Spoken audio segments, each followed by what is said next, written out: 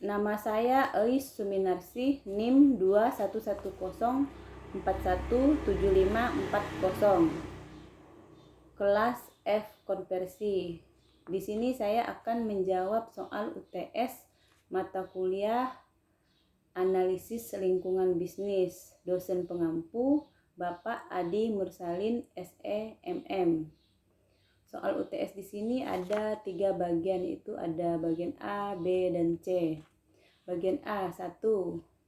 Apakah Anda selalu hadir dalam mata kuliah analisis lingkungan bisnis dan mengapa? Saya selalu hadir dalam kuliah daring mata kuliah analisis lingkungan bisnis karena saya dengan mengikuti mata kuliah analisis lingkungan bisnis ini, saya benar-benar ingin mengetahui bagaimana sebenarnya mata kuliah analisis lingkungan bisnis ini dan membahas apa saja. 2. Saya hadir dalam mata kuliah analisis lingkungan bisnis secara daring sebanyak 2 kali. 3. Yang saya lakukan selama belajar analisis lingkungan bisnis secara daring, saya menyimak dan mendengarkan dosen mengajar.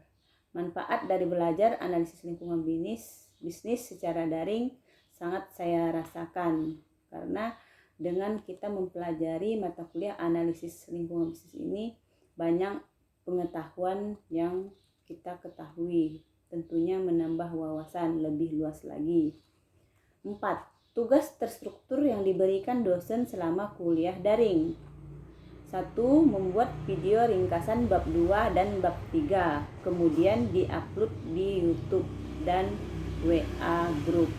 2. Meringkas materi mata kuliah analisis lingkungan bisnis bab 3. 5. Penulis buku analisis lingkungan bisnis adalah Bapak Adi Mursalim SEMM SPHCM CHRMP. Diterbitkan pada tahun 2021. Halaman yang ada pada buku analisis lingkungan bisnis ada 820 halaman dan berjumlah 15 bab. Isi dari bab-bab yang dibahas dalam buku analisis lingkungan bisnis ini adalah tentang bagaimana menganalisis suatu lingkungan bisnis. Pendapat saya mengenai buku analisis lingkungan bisnis ini adalah penjelasannya cukup jelas dan mudah dipahami. Manfaatnya bagi saya dalam membaca dan memahami buku analisis lingkungan bisnis ini adalah sangat bermanfaat sekali, apalagi untuk mengelola suatu usaha. 6. Kesan saya mata kuliah analisis lingkungan bisnis ini secara daring adalah, sebenarnya kesan saya kuliah secara daring ini saya rasa tidak maksimal karena beberapa hal yang membuat kita tidak terlalu memahami apa yang dijelaskan oleh dosen yang mengajar, dikarenakan sinyal kadang-kadang lemot. Tetapi dengan diberikannya buku analisis lingkungan bisnis ini sangatlah membantu. Platform yang digunakan dosen dalam memberikan kuliah. Dosen menggunakan perangkat lunak seperti YouTube, WA, Facebook, dan Google Meet. Soal bagian B. Apa itu manajemen krisis? Serta penyebabnya yang terjadi apa? Manajemen krisis suatu bentuk respon dan upaya dalam menyikapi serta memecahkan masalah dari krisis yang muncul. Penyebabnya karena hubungan kerja, kesalahan strategi, pergantian manajemen, serta persepsi publik. 2. Komponen dari program manajemen krisis. 1. Mempertimbangkan tindakan yang harus kita ambil. 2. Identifikasi krisis yang sedang terjadi. 3. Prediksi dampak krisis terhadap bisnis. 4. Berikan panduan kepada semua orang yang terlibat. 3. Bab 7 dalam buku analisis lingkungan bisnis. Cara menggunakan strategi berbasis non-pasar di perusahaan, yaitu menjadi pelanggan yang unik, pada saat yang langka menyediakan sumber daya manusia yang langka, legitimasi pengakuan membantu perusahaan lokal tumbuh dan berkembang. Contoh perusahaan yang menggunakan strategi berbasis non-pasar dalam melakukan bisnisnya, yaitu perusahaan di Cina.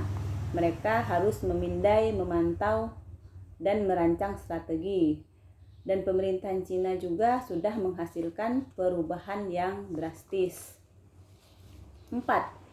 Yang dimaksud dengan strategi non-pasar umum adalah sebuah perusahaan dikatakan berhasil apabila perusahaan tersebut tidak hanya berhasil mengelola lingkungan pasar, tetapi juga lingkungan non-pasar. Dan ada 3 strategi non-pasar secara umum, yaitu low cost leadership, differentiation, dan fokus. 5. Buku analisis lingkungan bisnis ini ada 15 bab dan saya mengambil ringkasan saja bab 2, yaitu tentang lingkungan pasar dan bukan pasar, yang isinya apa saja sektor lingkungan bisnis dan bagaimana perubahan di dalamnya memengaruhi keputusan bisnis. Lingkungan bisnis eksternal terdiri dari sektor ekonomi, politik, hukum, demografi, sosial, persaingan global, dan teknologi. Manajer harus memahami bagaimana lingkungan berubah dan dampak dari perubahan tersebut pada bisnis. Ketika aktivitas ekonomi kuat, tingkat pengangguran rendah, dan tingkat pendapatan naik. Lingkungan politik dibentuk oleh jumlah intervensi pemerintah dalam urusan bisnis, jenis undang-undang yang dikeluarkan untuk mengatur bisnis dalam dan luar negeri, dan stabilitas politik umum suatu pemerintah. 6. Peran pemerintah dalam dunia bisnis. Peran pemerintah dalam dunia bisnis adalah memberikan kenyamanan dan keamanan bagi investor. Pemerintah itu termasuk dalam lingkungan bukan pasar, karena pemerintah memegang kebijakan ekonomi atau yang mengatur negara secara global. Soal C. 1. Judul video yang berkenaan dengan analisis lingkungan bisnis, yaitu tentang efek lingkungan bukan pasar. Makna dari judul tersebut supaya banyak lagi inovatif dalam menciptakan inovasi baru berbasis teknologi. Teori-teorinya yaitu PDB, produk domestik bruto. Nilai tambah nilai produksi neto sama dengan nilai penjualan sektor usaha dikurangi dengan nilai pembelian bahan proses produksi. Jenis lapangan usaha dari PDB yang diperoleh. Manfaatnya, supaya setiap kita melakukan suatu keputusan harus benar-benar dipertimbangkan. Wawasan yang didapat dalam menyimak video ini adalah kita bisa mengetahui tentang kestabilan ekonomi, kestabilan politik, karena politik sangat mempengaruhi dunia usaha serta kebijakan-kebijakan pemerintah. Sekian jawaban soal UTS mata kuliah analisis lingkungan bisnis. Terima kasih.